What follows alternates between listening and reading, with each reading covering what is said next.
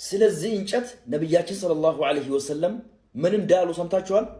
ሁላችሁም ረህመት ሰላም ያወረዳችሁ ላኪን እየነካችሁ ሼር አድርጉ። ነብያችን ሰለላሁ ዐለይሂ ወሰለም ቡኻሪና ሙስሊም በዘገበው ሐዲስ ላይ ምን አሉ?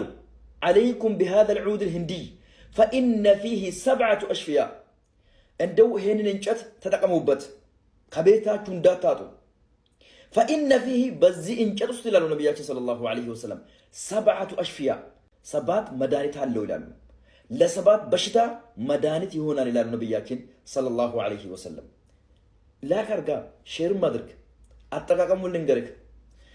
ነብያችን ሰለላሁ ዐለይሂ ወሰለም منها ذات الجنب بتلي ذات الجنب لم بنبالو بشتا بدن بتقمالو ذات الجنب مالت الصعوبة في التنفس عند سو نفاسون بمياوات أنا بمياس جبا جزء يمتشنك كهونه هودون يمياس همم كهونه لا قبتهم لا انكلالتهم لا دمم لا سبات بشتاوج مدانة هونان إلى النبي صلى الله عليه وسلم إنديو دمو لجن ለሲህር ለዓይን الناس ተጠቅማል።